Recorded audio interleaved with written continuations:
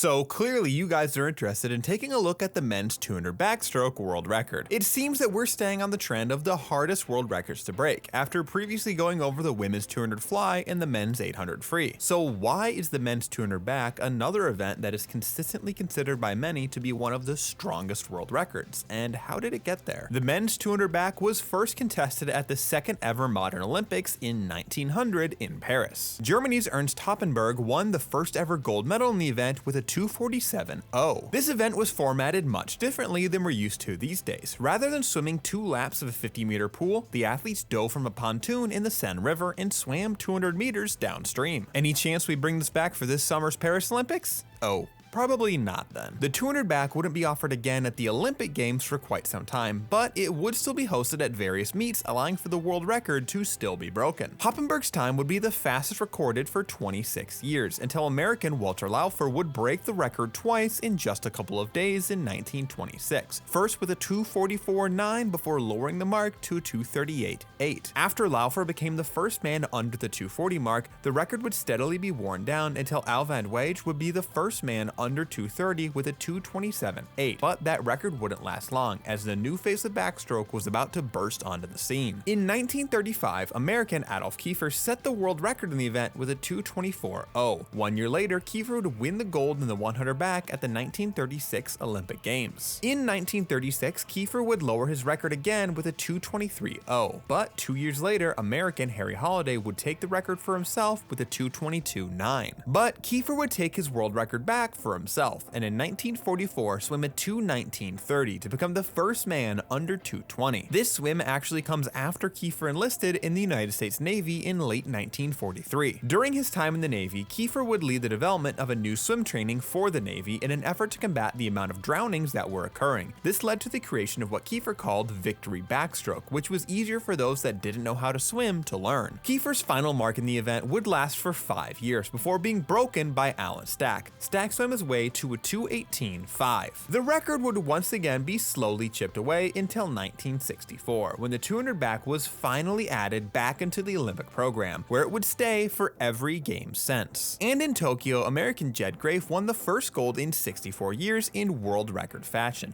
touching in 2:10.3, just 2/10 ahead of Gary Dilley, who was also under the former world record as the American swept all 3 podium positions. 3 years later, also in Tokyo, Charles Hitchcock would be the first man under 210 with a 2:09.4. Later that year, the man that would take the biggest leap forward in the event would take control of the world record. In 1967, East Germany's Roland Mace swam a 2:07.9 for his first world record in the event. Mace would break or tie the 200 back world record a total of 9 times. There was scarcely a time during his career where Mace didn't own the world record. In 1969, Gary Hall broke Mace's record with a 2:06.6, but Mace would tie that mark just 15 days later. And again in 1970, Mike Stam broke the world record with a 2:06.3. This time the record would stand for 22 days before Mace became the sole record holder again with a 2:06.1. Mace would win back-to-back Olympic titles in the 200 back, first in 1968 and again in 1972. Currently, Mace is the only swimmer to win this event at the Olympics back-to-back. He would set his final world record on his way to winning the first ever world title in the event at the inaugural 1973 World Championships, touching the wall in a blazing 2:01.87. During Mace's career, the world record in the event dropped from a 2:09.4 to that 2:01.87,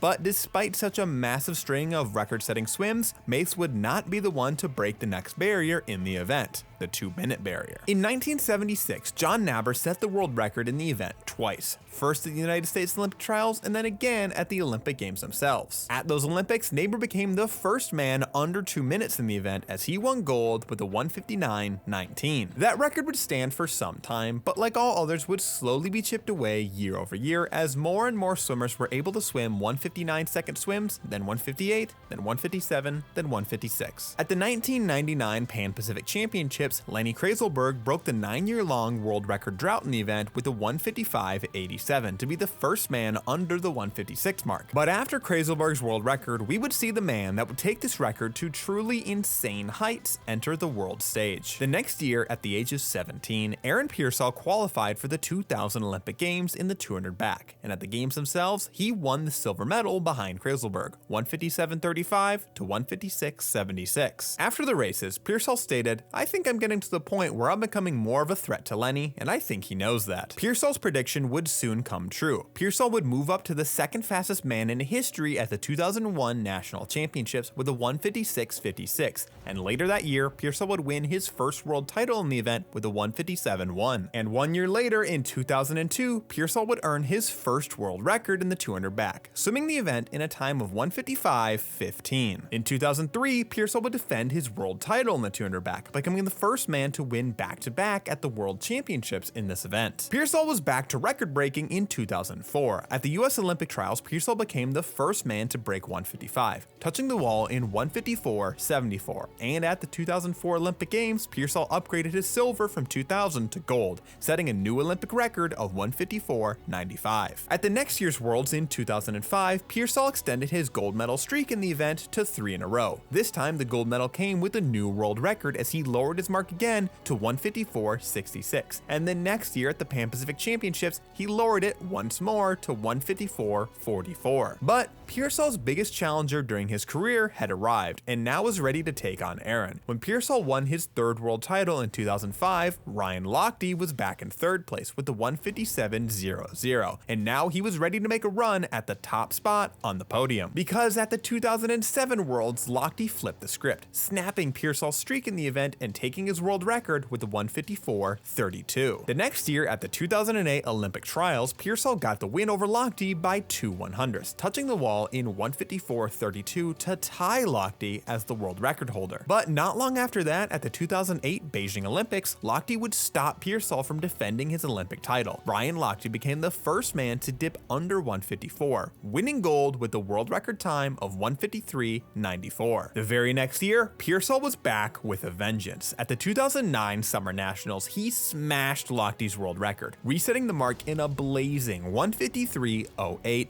beating Lochte by over a full second in the race as well. And later that year, at that year's World Championships, Peirsol was ready to take that record even lower into territory that no one else has ever touched. At the 2009 World Championships, reigning world record holder Aaron Peirsol jumped into the water prepared to make history. From the start of the race, Peirsol was ahead of world record pace, and after 200 meters of swimming, he blasted a 151.92. With that swim, Peirsol smashed his former world record by over a second and became the first and currently only man to ever break 152 in the event. Compared to his old world record, Peirsol was faster on every split except for the second 50, and while he was ahead of world record pace the entire swim, he really increased that gap over the second 100. Peirsol's 151 stands head and shoulders above every other swim that has come before or since. Japan's Rizuki Iri, who placed second behind Peirsol in that race, still holds the second fastest swim of all time as well. Peirsol's old rival in the event, Ryan Lochte, would lower his personal best in the event 2 years later at the 2011 World Championships. Here, Lochte swam a 152.96 to become the fastest swimmer in a textile suit,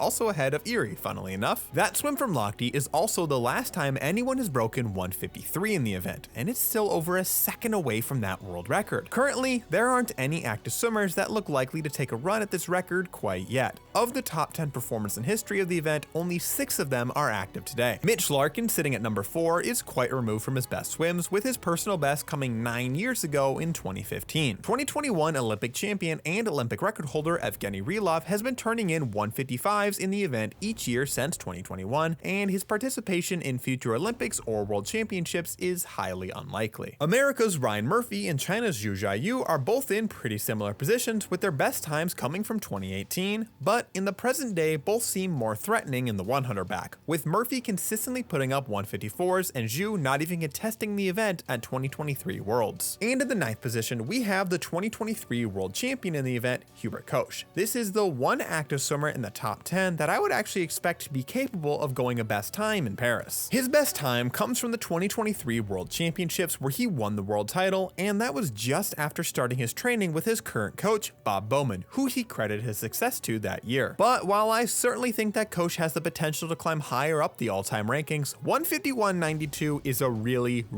long way from 154.1. Looking at Peirsol's splits in his world record compared to the next two fastest performers, we can see that his remarkable consistency in his splits is really hard to overcome. Peirsol has a gap of just 0.24 seconds between his fastest and slowest splits in the last 350s, with all of them coming in at speedy 28 mids. Erie has a much faster closing 50 than Peirsol, but has to sacrifice speed on the other 50s to get there, resulting in a gap of 1.14 seconds. Lochte is closer in consistency with only 0.4 seconds, but his 28-second splits trend towards the higher end, meaning that Peirsol is still leaving him in the dust. Murphy and Koch are expected to be the two biggest threats in the Paris Olympics currently, and I think that most of them would put them in gold and silver medal positions in some order this summer. So let's compare their best splits to Peirsol's. Ryan Murphy actually has a quicker opening than Peirsol, which is something that very few have been able to pull off, as Peirsol's 26.5 is pretty fast. And with a similar second 50 to the world record, Murphy's 100 split is actually 300ths ahead of world record pace. But Murphy paid for that opening speed and wasn't able to match Peirsol at all in the back half. The difference between his fastest and slowest splits was 1.36 seconds. Koch is much closer than Murphy in terms of his split differential, with just a 0.49 second gap. But looking at the splits, it's clear that his consistency came at the cost of general speed. Looking at the splits in depth, it seems that this is a nearly perfectly swam race. 200 meters is a very tough race to pace because you have to be controlled enough that you don't fall completely apart on the last 50, but fast enough that you don't get left in the dust on the first half of the race with too big of a hurdle to overcome. And this swim looks to be the shining example of doing that perfectly. Peirsol has speed on the first 50 that's tough to match, and then every other 50 is in the 28 mid-range, something that seems impossible for anyone else to hit more than once in a single swim right now. What do you want to see me cover next, and how long do you think it will take for someone to break this world record or even just swim another 152? Let me know down below.